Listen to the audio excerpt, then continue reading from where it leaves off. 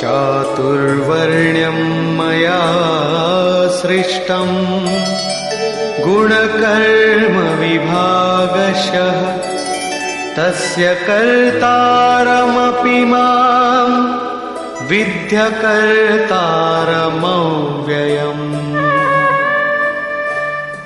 अर्जुन, चातुर्वर्ण्यम मया सृष्टम, 4 वर्णों की रचना मैंने की, तो क्या मनुष्यों को 4 भागों में बांट दिया?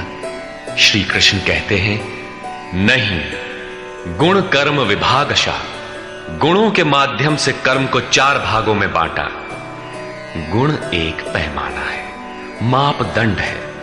तामसी गुण होगा तो आलस्य, निद्रा, प्रमाद, कर्म में न प्रवृत्त होने का स्वभाव, जानते हुए भी अकर्तव्य से निवृत्ति न हो पाने की विवशता रहेगी।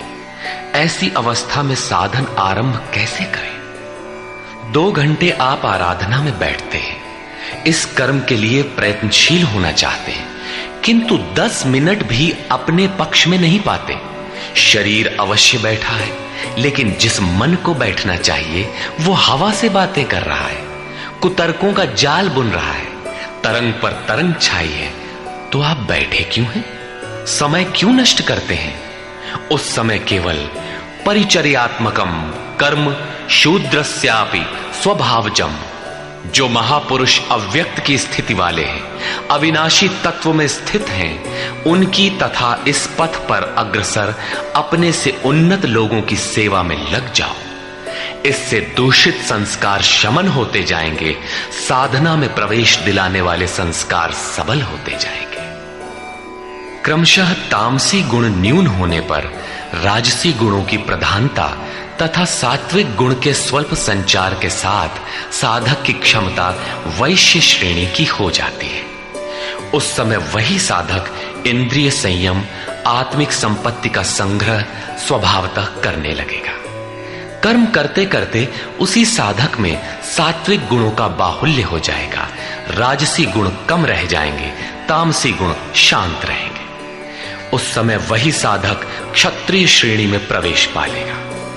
शौर्य, कर्म में प्रवृत्त रहने की क्षमता, पीछे न हटने का स्वभाव, सब भावों पर स्वामी भाव, प्रकृति के तीनों गुणों को काटने की क्षमता उसके स्वभाव में ढल जाएगी।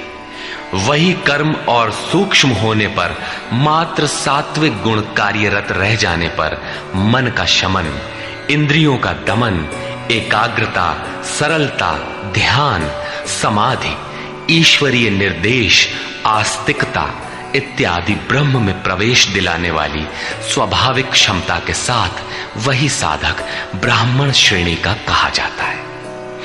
ये ब्राह्मण श्रेणी के कर्म की निम्नतम सीमा है। जब वही साधक ब्रह्म में स्थित हो जाता है, उस अंतिम सीमा में वो स्वयं में न ब्राह्मण रहता है, न क्षत्रिय, न वैश्य, न शूद्र, किंतु दूसरों के मार्गदर्शन हेतु वही ब्राह्मण है। कर्म एक ही है, नियत कर्म आराधना। अवस्था भेद से इसी कर्म को ऊंची नीची 4 सीढ़ियों में बांटा। किसने बांटा? किसी योगेश्वर ने बांटा, अव्यक्त स्थिति वाले महापुरुष ने बांटा। उसके कर्ता मुझ अविनाशी को